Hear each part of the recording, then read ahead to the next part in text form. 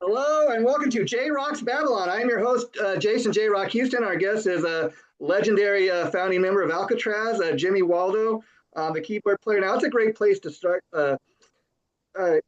Jimmy, because you've probably heard this, most of your life too. You often hear people say that keyboards suck in music. I'm not really of that thought process. I mean, a lot of the great bands I grew up on, Boston, Foreigner, Van Halen, the legendary Deep Purple, they all had great keyboards in their music. So I was curious, growing up, who were your influences as far as, you wanting to uh, be a keyboard slash piano player? Well, I we had a piano at the house, so I took some piano lessons when I was like 10 years old. That didn't work. I hated the lesson. Loved the piano, hated the lesson. But I kind of bumbled around at that off and on for, 10, 11, 12 years old, 13 years old. And then I started getting into music. I mean, listening to records and seeing what's out there. Up to that point, I'd been listening to a lot of classical music Oh, wow. and opera, Yeah. which I really like. And anyway, so that kind of was my introduction to music, was taking some piano lessons, and then I got into rock and roll, and so I started playing guitar, and then guitar started playing guitar with my buddy, and we formed a band, in high school and junior high, high school. I was kind of playing guitar. Well, a lot of the bands out there, a lot of the like the Animals and the Beatles, whoever, Sure. they had keyboards. They had an organ player, Yeah, yeah, yeah, yeah. and so everybody was going to me like, "Well, you're the only one who knows anything about keys. So, man, we need to get an organ and so we can do this stuff." So we bought a cheap, really cheap little Ace Tone organ. And so I started playing the organ on certain songs, and then that just kind of developed into less and less guitar, more organ. Yeah, And yeah. I was enjoying it, but I wanted a Hammond. I was done with that crap, so I wanted a Hammond. Yeah, If I yeah. do this. So I got a B3 and Leslie, and I still played guitar some on some songs, but that didn't last long. Song, piano and keyboard players, playing the keys, whatever you want to call it. It's great for song, a great tool for songwriting. Am I not correct? Yeah, yeah, it is. It's really good, even in this kind of music. I mean, because it's very guitar driven.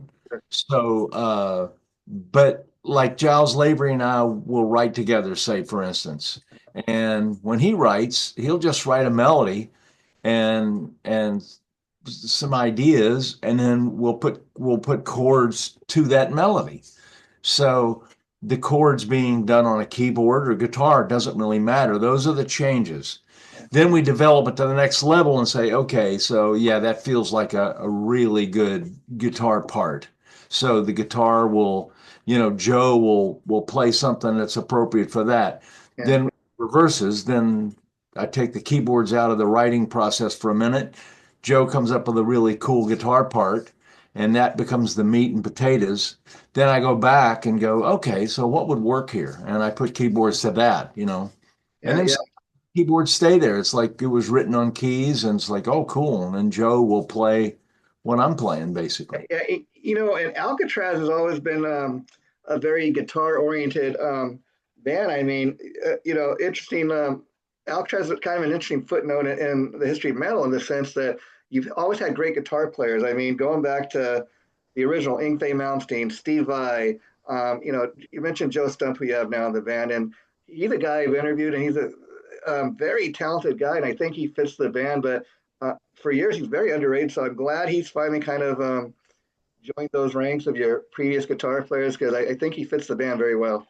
Oh, yeah. I mean, he fits in, I mean, guitar wise, musically, he fits in perfect.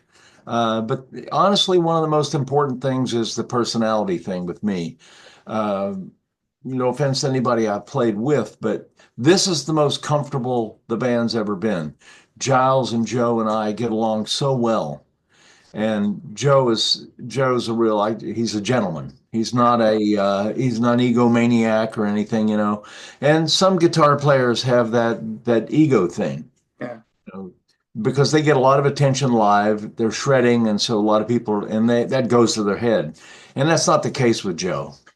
You know, Joe plays his ass off live and plays to the audience, and they love him, but he doesn't go away thinking he's the Yeah, yeah, he's a second coming of Eddie Van Halen or anything. But you know, no. No, yeah, he's got his shit together. He's got his head screwed on right. So we get along great. We have fun on the road, and he and I room together. So you know, we watch Yankees games from Finland, and you know, whatever. So and do you remember like what was the process as far as getting him in the band? Was he somebody you knew, or you were aware of who he was, and so you reached out to him? I was aware of who he was, and Giles was.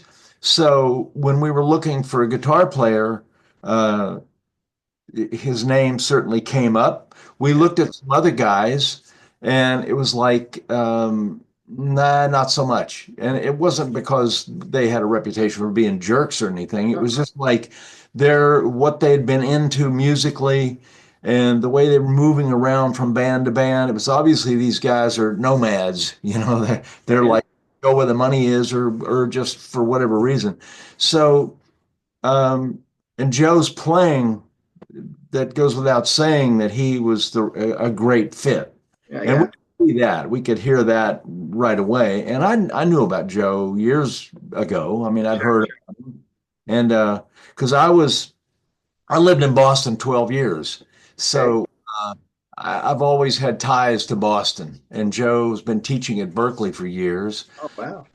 I kind of knew about that thing, and a friend of mine was going. I've had known lots of people going to Berkeley, so Sure. Sure. real natural thing is organic. You know, it was like we heard about him, and I knew about him, and I could hear his stylistically it was going to fit perfect. So Yeah. Yeah. personally, it worked, which is Yeah. great. Yeah. It's great because it seems to he fits right in there like a glove. In fact, the current lineup, you guys seem to have a real great sound and chemistry going. I mean, was that immediate? Like once you got this lineup together? Um, yeah, I mean, Giles Giles was the final piece of the puzzle. Giles has been with us for a long time. We've done 100 shows with Giles, which is Okay. part of the reason we recorded this stuff is because we need to get him out there on a record. Yeah, yeah, We toured our asses off with Giles. And he sung all these songs, but he'd been singing these songs at Soundcheck. He used to manage the band. He still does basically, but when he managed the Graham Bonnet band, Graham didn't show up for sound checks, so Giles would sing.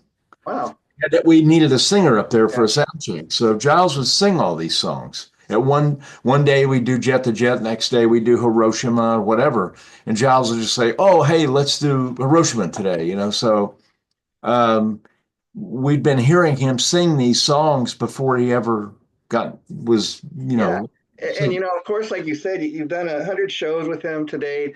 You got the tour coming up in November, so it's not like he's performing these songs for the first time. But whose idea was it to do this record? Prior Convictions coming out in November, and I asked that because I think even though you guys have been out for the last several years, you know, touring and stuff, I think it's a great way to reintroduce the band Alcatrazz. You know, of course, you're going to have a diehard fans been there since day one, and then there are people that are just kind of strolling onto the band now. yeah, we thought it was a really good idea. We love those songs. I love those songs. I loved them when we did them, wrote them, and put them together in the studio. And I've always loved playing them. And then we couldn't play a lot of that stuff.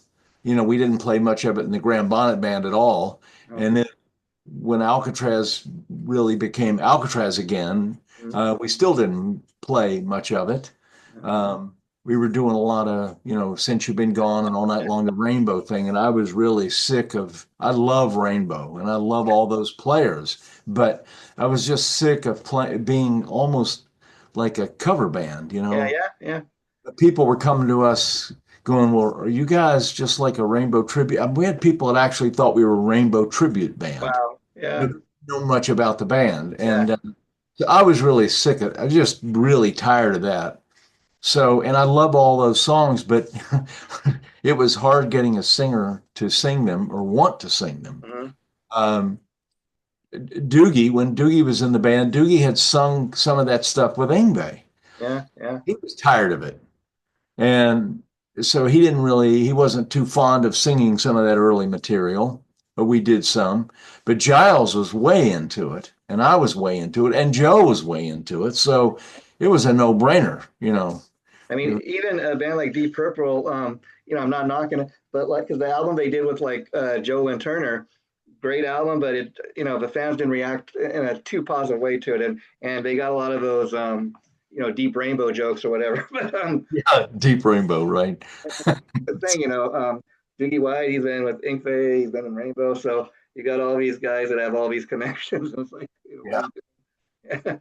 But I think Alcatrazz, it's great that the band's together because, like you said, it's kind of, puts the official stamp back on the band. Yeah, yeah, we're doing the material that the band was known for, and we're doing a lot of it. And then we do some songs off our last couple of records that I was loved all those songs, and Doogie sang them great and wrote cool stuff. Um, and Giles sings that great because Giles was a fan of Doogie's. For So sure. there's no, it was all good. Yeah, yeah. And if you don't mind getting into it real quick, when did there start being it? Once the band got back together, a few years ago with Graham Bonnet, when did the problems start to rise where he was no longer with you guys? Well, I mean, basically, Graham had always told me he didn't like this kind of music. Oh So wow. uh, Yeah, that was always a thing. We would have to pull him screaming and to get him to do this yeah. stuff. And we'd want to add more Alcatraz stuff, and some of it was difficult to sing, that he Okay. had sung in the old days, Yeah. and he didn't want to do it, so he would want to do the more mellow stuff Oh, of the second or third album, the third album in particular.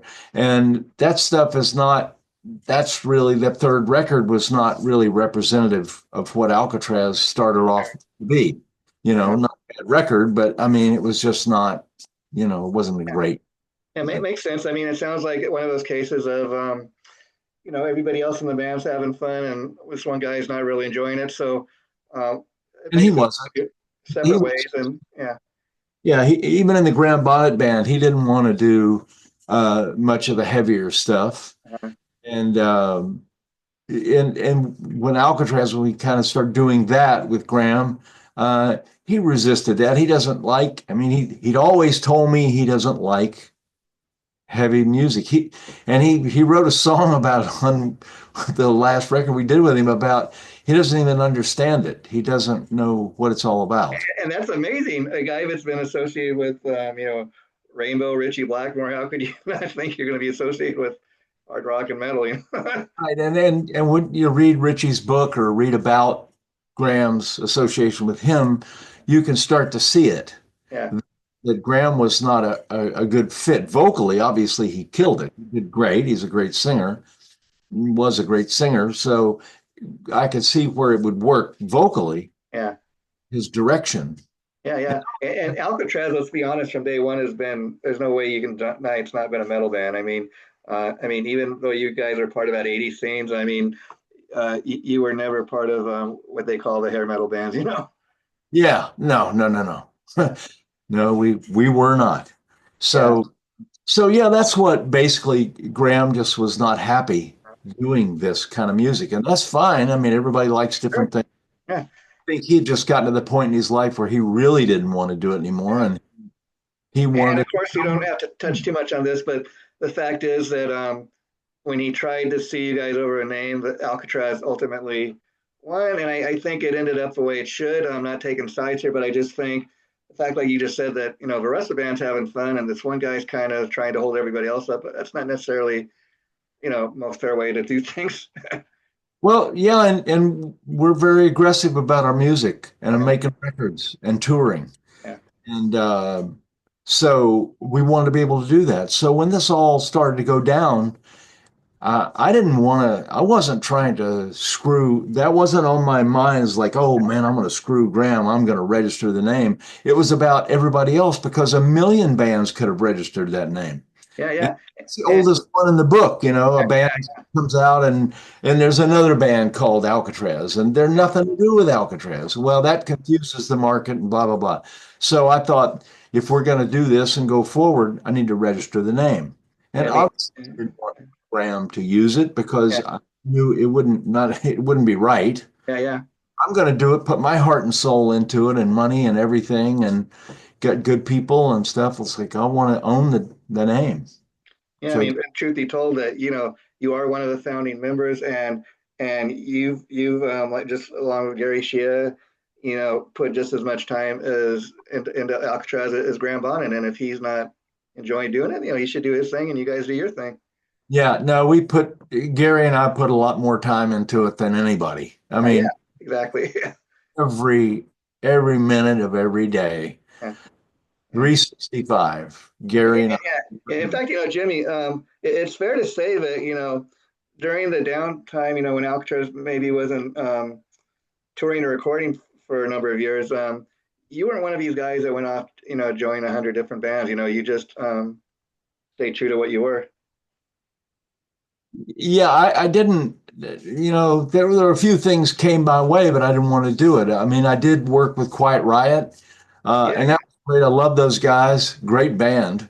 I And was going to ask you about that because, in prepping for the interview today, I came across the fact that you played on the QR album featuring Paul Shortino. Now, did you just appear on some of the tracks or did you play on the entire album? no, I played on the whole record because I co-wrote everything pretty much on the record. I Wow, mean, wow. Yeah, uh, with Paul yeah, and, yeah.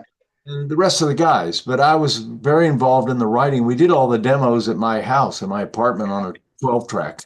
So Frankie and Carlos would come over and we auditioned bass players there and did that whole thing. So yeah, I was very involved with them. I wasn't a band member.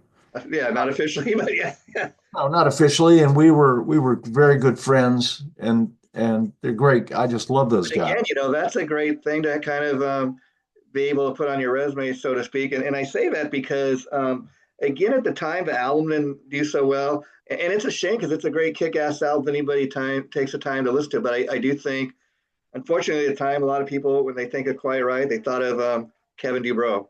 And, Yeah, yep, yep. And but Kevin was yeah. great. But Uh, like, you can stay with me. That's a great stay with me. I think tonight. That was a single. That's a great song. It should have got a little more airplay than it got.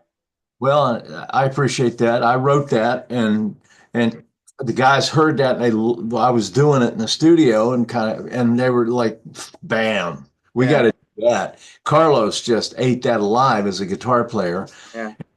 Frankie's all over it. So, and Paul, my gosh, the lyrics, Paul was just like, bam. Yeah, he's one of those vocalists that I mean, I'm a fan of everything he's ever done. He just Great. got a great metal voice. I mean, people don't even realize talking about because there's going to be a new Spinal Tap movie coming out. He was the guy in Spinal Tap too. Yeah, great. Paul's a great singer, great guy. We were really close. I haven't talked to him in a long time, uh, but yeah, great guy and a great writer. So the Yeah, Quiet Riot record, when he and I wrote together, we were writing a lot. We wrote a lot of stuff that was not even for the record per se. We'd just be writing. yeah, Uh, my house, we lived close to each other at the time, so it was a no-brainer. yeah, yeah. We And would do stuff for different things, and Carlos Cavazo, to me, he was always a very underrated guitar player. I oh, mean, God. I was so happy when he finally got the chance to join Rat for a few years, get a little more spotlight on him. That was a great record he did with them. Yeah, you're right, very underrated guitar player because Carlos is not the kind of guy that is trying to draw attention to himself, and he's not a shredder in the sense that he's front and center live or anything. Like he doesn't. Carlos doesn't have an ego like that. Yeah, yeah. But I can tell you from playing live and rehearsing and writing and doing the guy is an incredible guitar player. Oh, sure. And Theo talking told about me talk about great another great guitar player that I was a fan of back then. He was known primarily as a record producer and like a session player. Bob Kulick, played on a lot of great records over the years. Played with everybody from Alice Cooper and Kiss, but that's what he became known for. Yeah, we did that Blackthorn record, and I knew Bob from the 70s from New York. I lived in New York, and Bob was living in New York at the time, and we met at a Kiss show at the Beacon Theater. It was their Kiss's introduction because I was managed by Bill O'Coin at the time. Oh, wow. Okay. So we had done a record, we had done our record, the New England had done a record with Paul Stanley. So we went to the Beacon Theater show. They introduced Eric Carr. That Oh, was wow. his show. So Bob was there and a bunch of other famous people, and Bob was hanging out, and somebody introduced me to him, and we just hit it off, and we just said, well, we got to do something. Years That later, but finally did it, huh? Yeah. Wow. That was a great album. I forgot about that. was really just really normal and natural. It's like, hey, let's do something. Okay. And we Yeah. did, That's it great. a little Yeah. bit. And another kind of Kiss related guy, but I know you were involved with early on in your career was Vinnie Vincent. What are your memories of working with him? Was he anything like he became Ego Wise back then? Yeah, he was amazing. That went back to New England. New England was lost our guitar player, singer, songwriter guy, and John Fannin, and we were looking for a guitar player that could sing and write. Yeah. I called Gene Simmons, and because Gene knows everybody, Yeah. and Yeah. he had toured with Kiss, so he knew all about New England. He knew what we were about. So I called Gene. Gene and I were on the phone for about 2 minutes, and Gene goes, I got the guy. Here's the phone number. Call this number. So it was Vinny, and Wow. I was in Boston, called Vinny, and Vinny said, yeah, I'm into it. I know about you guys. So he said, I'll send you some material. You send me some stuff, and I'll learn it, and I'll come to Boston, and we'll play. So Vinny came to Boston. We played five. We had learned the songs already. So when he walked in the door, we had a Marshall turned on. He just plugged in and we just played. There was no like, well, what's the chords to that song? I mean, just bam. And it was great. Vinny is an amazing songwriter, guitar player. And some of those Warrior songs ended up on his first Vinnie Vincent Invasion album. And so, what were your thoughts when you heard those versions of the songs? Uh, I mean, when he would come in, he was the writer, and when he would come into rehearsal, or we'd be at his house working on stuff, and he'd say, "Well, I got this song I think we should do," and I'd be like, "God, it's amazing." Yeah. He just wrote. He's just a great writer. He just had that magic thing, you It's a know. shame. I heard a lot of demos, unreleased demos that are out there with him doing vocals. I never understood why he just focused so much on the guitar shredding. He could have been one of those guys that had a great voice, a great songwriter. He Um, really was, and I said the same thing. We were auditioning singers when the band was rehearsing, and uh, we were auditioning singers. And I kept saying, Vinny had been singing to get it together. yeah, Then we started auditioning guys, and he wanted somebody that could sing up in the stratosphere. yeah, And they were all good singers that we auditioned, but I was like, Vinny, hello. yeah, yeah, yeah, Right yeah, here. You're right here, man. We don't need anybody. This yeah. is, and Vinny goes, oh, thanks, but no, we need a guy that can really do that thing. Yeah. Well, everybody has a different vision. Whatever. Yeah, It's worked out the way it was meant to, I guess. But let's talk about. I recently interviewed David Reese, and he's the one sharing with me the fact that you guys are going out with Bangor Choir, his band, yeah, Alcatrazz, and Girl School. That's a great lineup for a lot of reasons. A lot of these three bands that don't necessarily get the PR they should all the time, but especially like Girl School, a lot more maybe popular in Europe. But getting to come over here on a tour like this, I think, just is a great tour. we did. We toured here with them. We did about 40 shows here in the States, all over with the girls' school. Um, and some of the gigs were sold out. New York City, LA, some of them were sold out. We just did great, really nice theaters and a lot of people. But there was a lot of shows we did that were just 100 people. Yeah, you're thinking it was us, Lillian Axe, who's a great band. Another very underrated Again, band. I've underrated. interviewed Yep. Steve, super nice guy, and I Yep. never understood why they weren't bigger.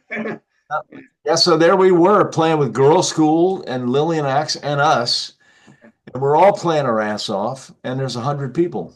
And of course, those people are going, man, I don't understand why there's nobody here. Man, Pittsburgh likes heavy metal, or wherever we were playing. It was like people going, God, I don't understand. I don't understand. Yeah. So And, America not our, but we do better in Europe and everywhere else in the world. yeah. And I was curious. I always love to ask people, Alcatrazz. I don't think you can get any more metal than that in a name. But were you guys? Is that pretty much how you came up with the name? Obviously, the prison name after the prison. Yeah, Gary Shea came up with the name, and the idea was Gary will tell you. Uh, he said, he said the band New England. He goes, we go into record stores in those days, and you'd look through the albums. We were buried as the N was way down it was also AC/DC and ABBA and Yeah, whoever. yeah, yeah, yeah. So Gary goes, we need a band with an A in the name, so we're up front. So that was where it started. So he came Wow, up. I love that. And I don't know what you guys be able to do, but did you ever toy with the idea, hey, we should go do a show live from Alcatraz? Yeah, absolutely. But it was you just don't do that. It's real. I Yeah, mean, it's yeah, difficult to do that of course. Yeah, it's yeah. because of the legality and Legality, the yeah, that's what I was saying. yeah. I ask only because I remember like when Zach Wild first joined Ozzy's band and they did like a tour of the prisons. Again, that's something I guess not too easy to arrange, anyways. It'd be a tough thing to arrange. Yeah, You know, yeah, yeah. And I'm sure many of us speaking about Ozzy, um, I'm sure you were greatly influenced by him. I loved Ozzy. I loved him in Black Sabbath. Yeah. I was a big Sabbath fan from the beginning. I mean, I love Ronnie Dio and Sabbath. Oh my God, I and mean, I have trouble picking between the two singers. I mean, I love Sabbath with Ronnie. I mean, Heaven and Hell. That's like one of my things I oh love most. You yeah. can't go wrong with either one of those guys. But I think Ozzy, I bring him up because he's a great example. He lived a metal life, whatever you want to say. But I think he knew that was going to be his last gig. I mean, I think he put everything into it. Yep. Uh, I, th I think you're right. I and we, don't know anybody involved, but I think you're right. Yeah. yeah, yeah. It's just it's kind of an interesting way to end things. That he did that last gig and he went out the way he wanted. Yeah, he did. It doesn't get better than that for if you know you're gonna go. Yeah, And I have a lot of I've always had respect for him though. Some people have laughed for his antics and stuff. But I met the guy a few times and we sat and had a beer, and he was a very normal guy. He wasn't, that some of that is just his personality and coming out. Yeah, yeah. stuff like that. But he was a very normal guy. I've been told by people, he's a very authentic guy. That's why it came across as Plus. real. Yeah, Yes, he was a no bullshit kind of guy, really. It seemed to me. And the yeah, few times I met him and talked to him, like I said, he was really normal. Had a sense of humor. I mean, I've worked with English engineers that were exactly like that, just funny, just right. naturally funny. They would say crazy. The English humor, and I've worked with English people for a while, blah blah blah, and I get it. It's different. So people in the States might perceive that as like, oh, he's kind of nuts. Well, he's not nuts, just his humor, you Yeah, know? yeah. And then two more questions before I let you go, Jimmy. You guys got, of course, a sign, I believe, with Brave World Records. How did you guys hook up with them? Uh, well, I'd known Brian Adams for years, and Giles had a relationship with Brian with the, Okay. and so our deal with Silver Lining had run out. So that just seemed like a real natural place to go. And they're really into what we're doing. They love Brian's been an Alcatrazz fan for a long time. Yeah. And, he had said to me years ago, he goes, "Oh, why don't you guys sign with me? Come on over, And we were tied up with Silver Lining. And I love those people. It doesn't get better than that. So Yeah. we were very Yeah. fortunate, but it just this works great for us. And I love that because again, Brian Adams and Alcatrazz, you wouldn't necessarily would expect would hang in the same hang out with each other. But I love the fact that you got that connection because Brian, people think of him as the guy who does all these great pop ballads, but if you go back and you check out the early Brian Adams, it's pretty close to hard rock. Well, yeah, and the Brian Adams that I'm talking about is the record guy, the English record guy. Oh, okay. I'm sorry about that. No, that's okay. Yeah, He yeah. he owns Brave Words Records. Oh, okay. But I've known him for years, Thanks for and correcting me. I wasn't aware of that. it's okay. And Brian Adams, the yeah, singer-songwriter. Oh my God. I've always been a Brian Adams fan musically. So, oh, okay. I'll have to look him up. Anyways, and of course you got the new studio album coming next year. When do you project that? Like maybe towards the summer next year? um, I would think, yeah, because we're writing our ass off right now. Joe and myself and Giles are writing a lot. And so, correct me if I'm wrong, but it sounds like from what you've been saying that you guys kind of do it the old school way when you actually get in a room together and write songs and record them together, or do you ever do it the modern way of everybody having their own home studio? Both.